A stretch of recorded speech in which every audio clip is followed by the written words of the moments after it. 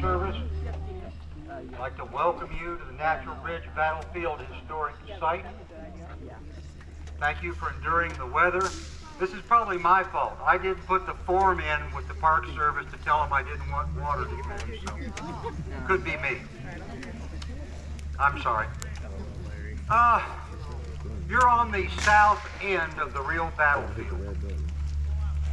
When the war was going on, this area was not a fort, was not fortified. Nobody intended to fight here. But in early March of 1865, the United States landed troops down by the lighthouse and offloaded those troops. They really wanted to capture and destroy the fort down at St. Mark's, because that fort kept the U.S. Navy out of the river and things like that. They really wanted that fort more than Tallahassee. They thought they could land, come up to the East River Bridge, get across and attack the fort from the rear, because forts on rivers aren't designed to defend against the land. However, their landings were slow and problematic due to the weather and tide and offloading horses and all kinds of things. So they were observed by the local Floridians who kept passing information to Tallahassee. The troops started moving north. They got to the East River Bridge. The local militia was already there waiting on them. Now, in a day of wooden bridges, the way you deny a bridge is to pull the planks up or set it on fire. Well, the planks were all pulled up on the bridge by the locals, and they tried to fire the bridge. So there was a small fight there, except that they couldn't get across the bridge, and they knew it. So the U.S. troops kind of held back, got some more troops up from the coast, and they began marching for Newport. Newport on the St. Mark's River, south of here, was the county seat of Wakulla in those days. There was a bridge in Newport, and they knew it. But they got to Newport, and the same thing happened. The local militia had pulled up the planks on the bridge and were entrenched in some earthworks on the other side of the river shooting at them. So it became pretty clear that the United States troops can't cross down there either. So they thought, well, we'll just march further up the east side of the river, because there's a place called the Natural Bridge right here where you don't need a bridge or pontoons or anything. You can simply get across. So it became a foot race to get here. The local militia and the infantry, the militia and the cavalry are watching the U.S. troops' movement, being reported to Tallahassee in real time. The troops began to consolidate right up here at Natural Bridge during the night and early the morning of the 6th, because they knew the next place they could come was here. The battle began around dawn. It was still pretty dark. I read a lot of soldiers' accounts. The United States troops started crossing in the dark, seeing if they could get across, and are immediately met by resistance from the troops that have gathered here. The battle went on for most of the morning. There were multiple charges by the United States troops as they tried to cross, mostly up here on the modern road. However, during the archaeological digs that we did on this site when we acquired this land from the Rakestraw family, when we did an archaeological dig in this field, as a matter of fact, we found spent mini balls, fragments from cannonballs and shells, as well as Paleolithic Indian activity right here. But it's clear this battlefield was in play as well. During the actual battle, there was one of 5 Confederate cannons sitting just about right behind you in the woods, firing on a diagonal that way during the battle. The other cannons were further up the hill and towards the modern road. But you're on the south end of the battlefield. We're going to try to recreate for you in just 35 or 40 minutes the look and the sound of what these battles looked and sounded like. Now we're closer. You'll see the U.S. troops real close. We're a little closer than they really were as they shot at each other up on the bridge. But we're not dramatically further away. And we want it closer so you can see and hear some of the commands and what's going on and look at the soldiers and what they have to do to fire the cannons and make the muskets work. So we're going to compress a 6-hour battle into just a short period of time. The troops that are here have always interested me. This is kind of a unique battle. There were cadets from the West Florida Seminary, which is today Florida State. They were as young as 17. And there's a militia company out of Gadsden County called the Gadsden Grays, not because of the uniform, but they were gray-haired men. So you've got 60-year-old militiamen and 16 and 17-year-old cadets, as well as a cross-section of infantry and Florida cavalry. On the United States side, you've got United States troops. Most of the U.S. infantry were U.S. colored troops, the U.S. black soldiers, who fought valiantly and did exactly what they were asked. They were good troops.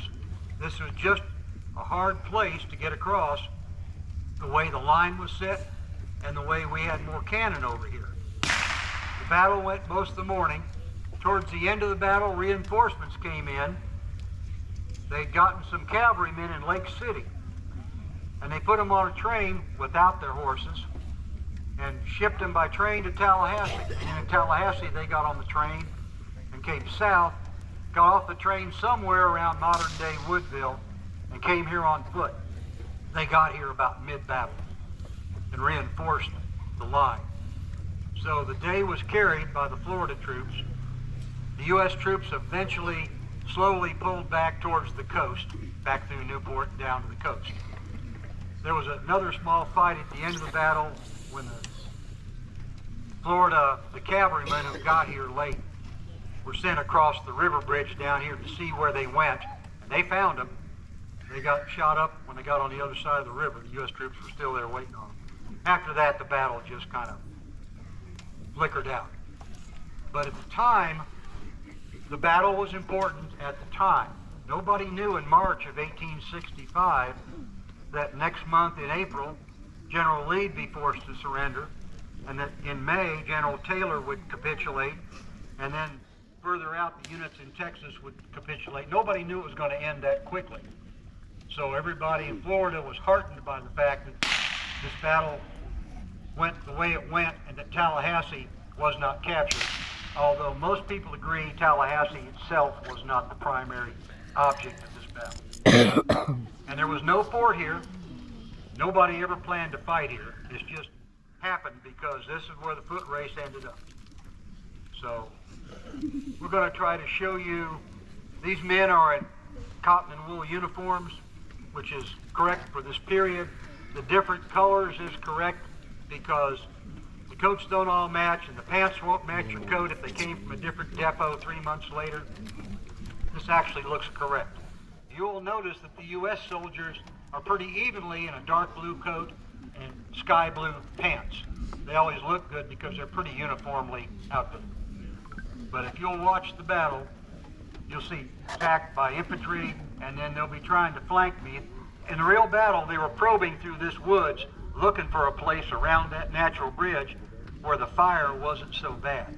So there were constant little firefights on the flanks where they're looking to probe. So that's what we're going to try to show you here in the next little while. Warn the little children, it will be loud. Those big puppies right there make some noise. So the muskets are one thing, you'll feel those when they go off. Everything's safely done. All this stuff is inspected closely, so you're not in any danger sitting there, even though it looks like the U.S. troops are shooting at you. Yeah. I have their guarantee they won't hurt you. It's convenient. I know their colonel. He's a good guy. So anyway, I just wanted to give you a thumbnail idea of what happened on this place 159 years ago this week. There were over 1,000 troops here at the time of the battle. Close 800 or 900 on this side. Federals probably had 500 or 600. But when I get the green light here from the park manager in a minute, we will start this and get this going. Mr. Brook, are you around where you can hear me? It'll take me just a second. I'll get up. get the go-ahead, we'll get this going. I hope you enjoy what we're going to do for you here in the next little while. Thank you.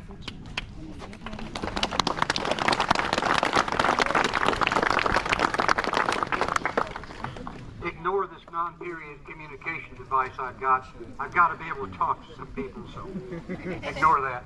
It was late technology. I think it came over from France.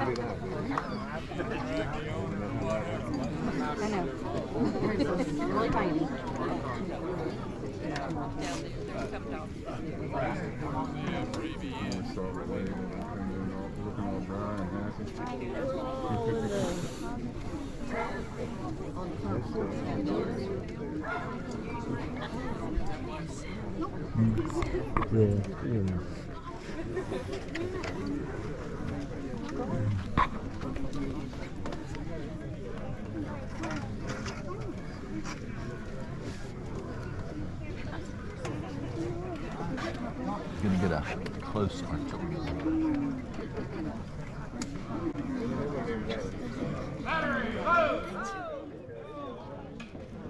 Get that. There. Stop that.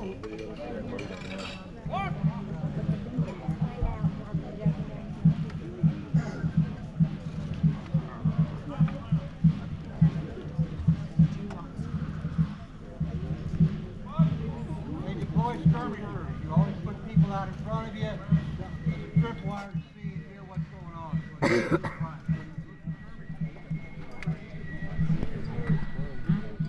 Yeah, I know.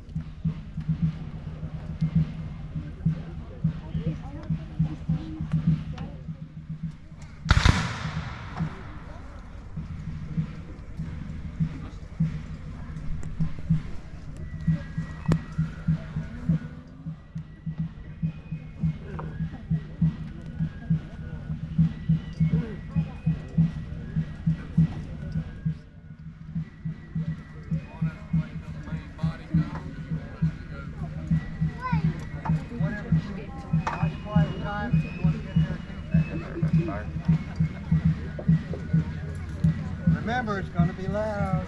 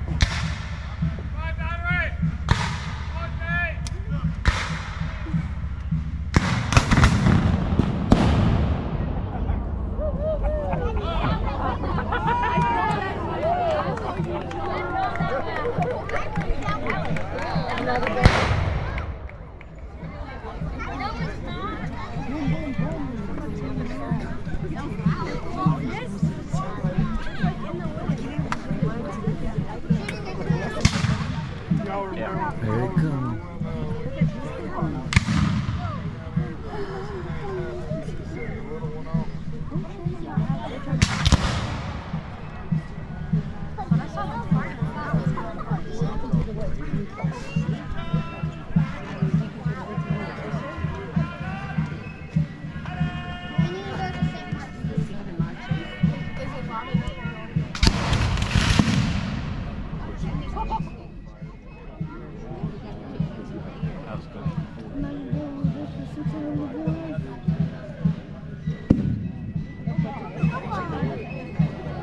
Doug.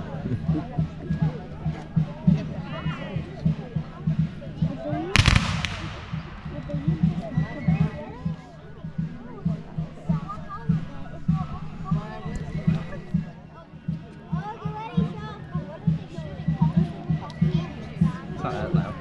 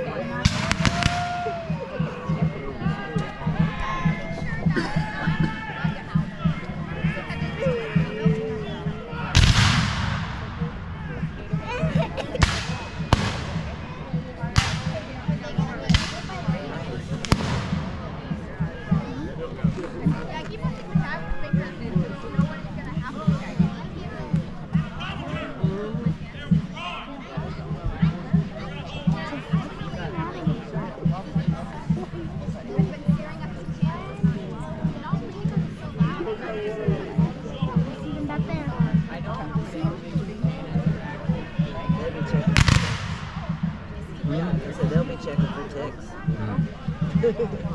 All them pine trees. Rosemary.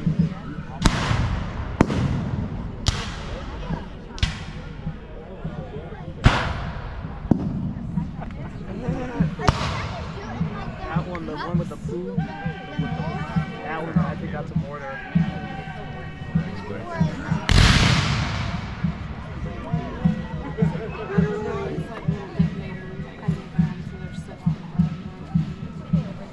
And you want to be an actor in this someday?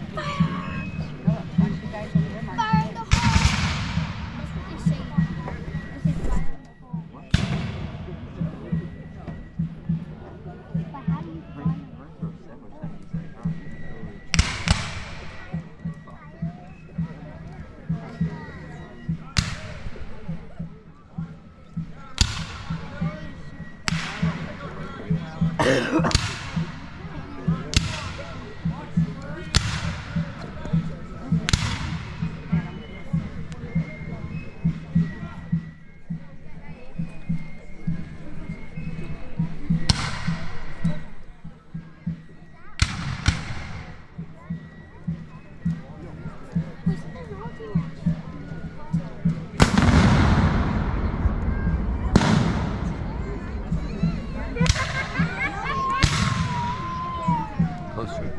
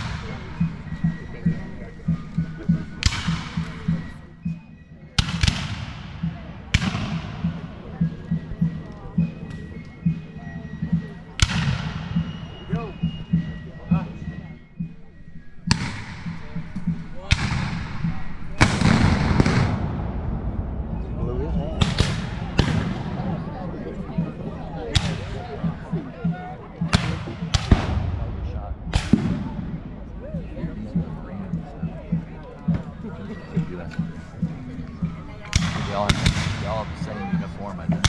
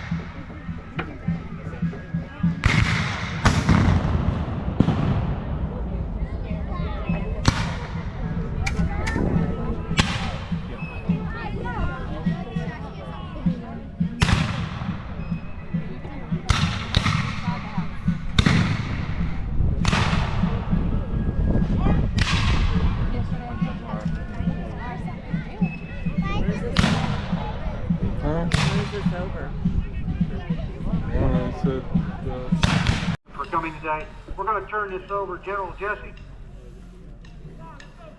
General Jesse is going to call this. He's our general here in Florida. Any semblance to Robert E. Lee is just coincidental. He's our general. It's on, sir.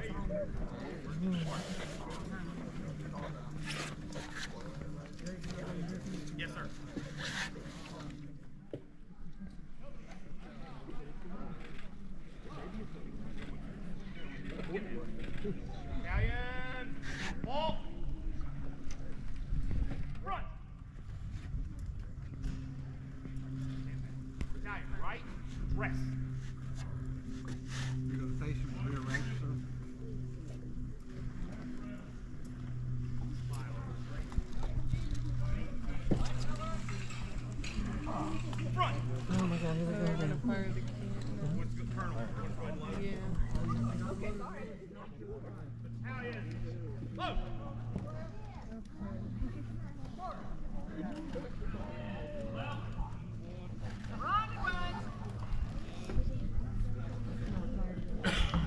know if they're gonna fire the artillery, maybe. They're packing these things. Huh? They're packing.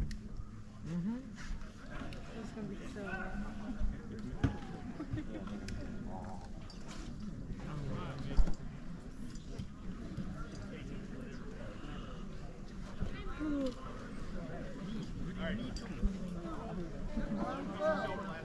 Take a look.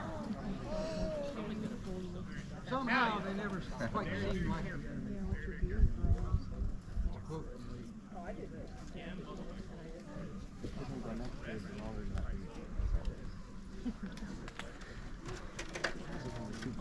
Ladies and gentlemen, in just a few moments, the reenactors are going to thank you for attending. Thank you for coming out on this battlefield and sharing our history. And of course, the way reenactors thank you is they're going to fire their weapons. So give us a moment.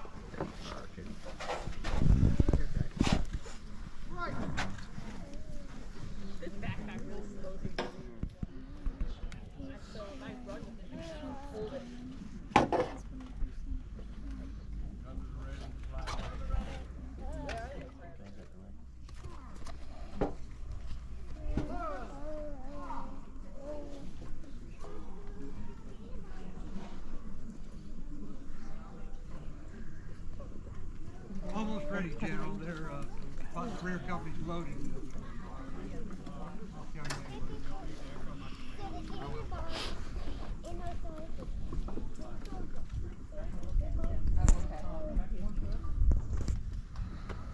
This is artillery, Major.